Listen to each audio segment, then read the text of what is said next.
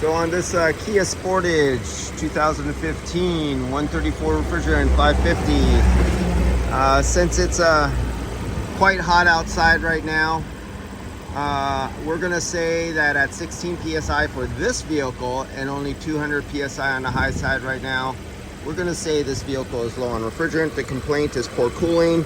I already proved with the refrigerant leak detectors there's refrigerant coming out of the dash from the evaporator.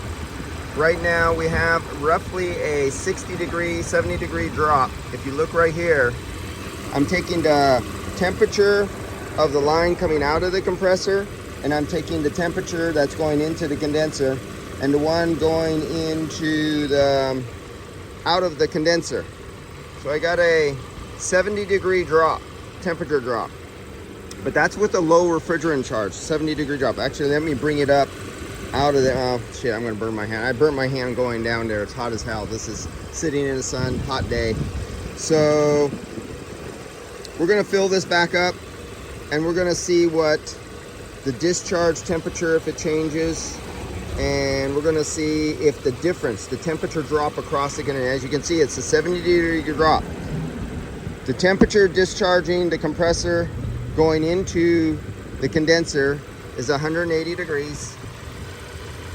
And the temperature out of the is almost 108, so almost exactly a 70 degree drop across the condenser. That's with a low refrigerant charge. We're gonna come back in video number 2 and we're gonna see how that changes. Oh, by the way, let's look at, see if I could do this without burning myself. Damn, it's hot. Oh, shit. No, don't. I'm gonna drop my thing into the pulley. That would not have been good. Now, let's get the temperature coming out of right there, right at the firewall. This is gonna take a while because this thing is cooking. Because of the hot exhaust convection heat off of the radiator. And so that's gonna take a while to see. It got a little cooling going from it. We're down to 55 degrees. That's the evaporator coming out of the evaporator, right out of the expansion valve, right into the evaporator.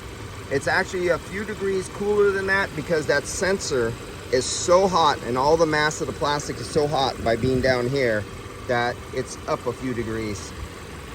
To get proper temperatures, you would wrap it in a rag and put reflective aluminum foil around it, especially when you're right off the hot exhaust manifold like that. It gives you slightly elevated false readings.